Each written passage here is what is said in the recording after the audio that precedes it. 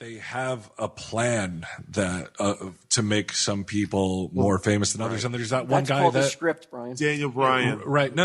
I mean, yeah, I know, Yeah. but there's one guy that they tried to make a bad guy, but I guess the people love him anyway. Yeah, they didn't try to make him a bad guy. They're just not giving him the push that the crowd wants to see because they love him. But yeah, the crowd really. I mean, the guy looks like a lumberjack. Yep. And what Yeah. about your little wrestler friend? Did he come out and wrestle? He wasn't there that night, unfortunately. No Doink either. No Doink. Doink's dead. Doink's dead. I have a horrible story about that. Why? A lot of wrestlers die, bro. Here's what happened with What's Doink. going on? Who the fuck is Doink? He's the wrestling clown. A wrestling clown? Look up Doink. I thought he was Okay. a midget too. No, Dink is his sidekick. It's Doink and Dink. So Miz and Miz down. wait, listen. This story's That's some clever shit right there. Yeah. But my buddy's like, I was That's what like, they call Mike and Ming, Doink and Dink. you can.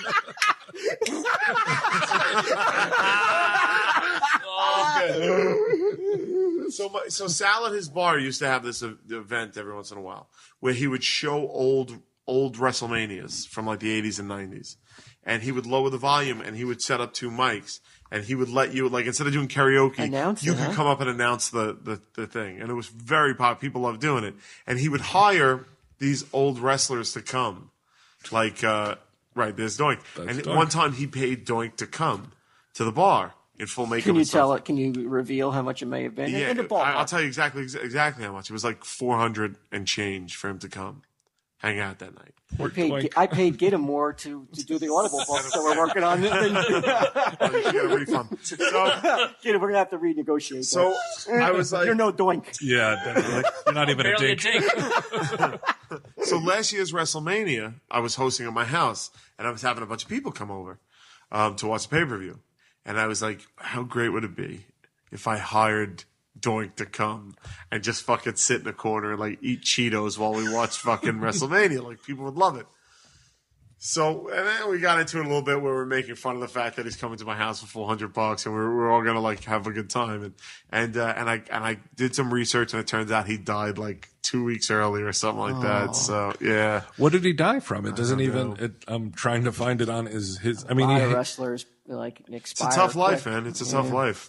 Tough on your body, yeah. and it says that it says several wrestlers have used the Doink gimmick, which I guess means the costume and the storyline. No, I think it means bring out a miniature version of themselves. That's the gimmick. 7 men have used the Doink gimmick. 6 wrestlers, including 2 tag teams, have used the costume for storyline purposes at various times. Oh, you mean they just take the name up as Dink? Yeah, it's like, yeah. Oh, so he doesn't even get to, because he's not I Dink think forever, the even in WWE death? owns a character. Dink the Sixth.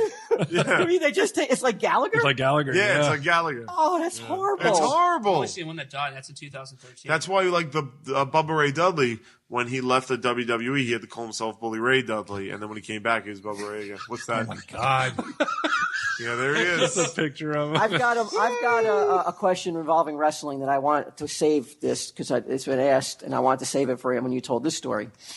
I'm out to dinner with my family, and Can I just interrupt you for Yeah. just 1 second?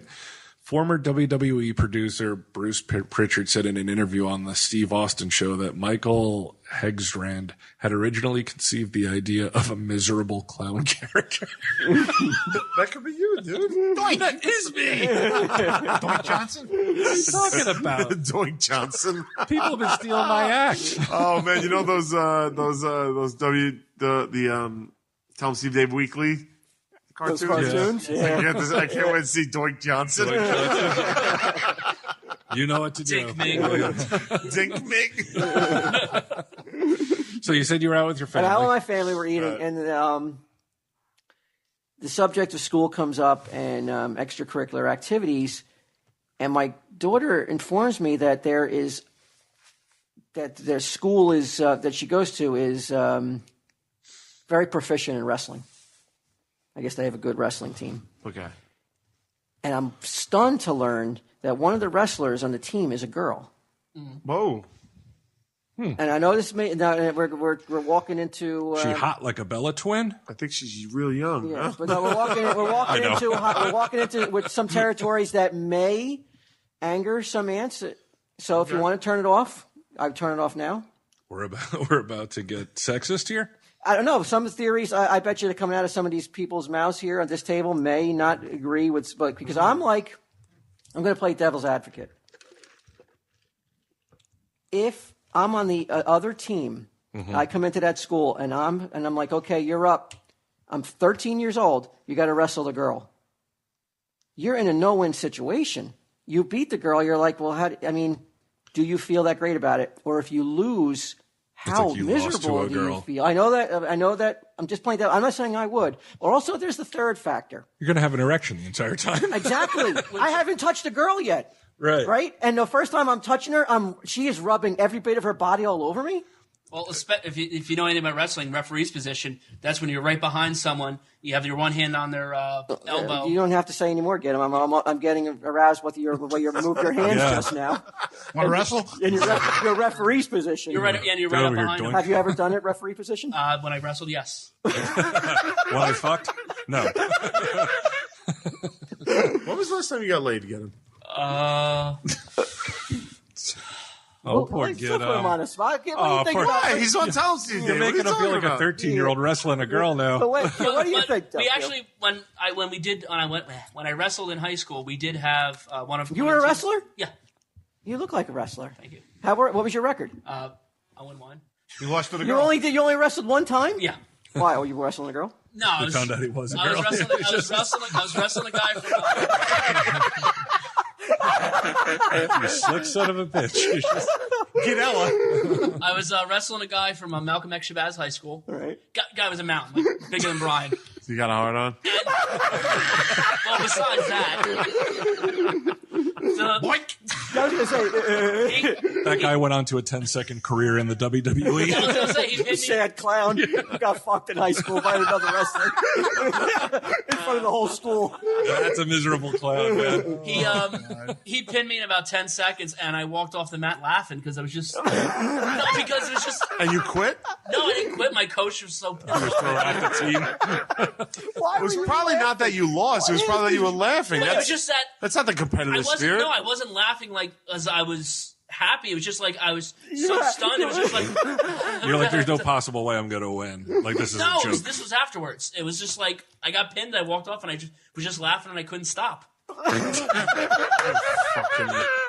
So my coach was in my face that's probably screaming at me. Unexpected reaction. Has it ever happened you've had that uncontrollable laughter in any other form, any other experience in your life? When he gets laid, that's why he never fucks anybody.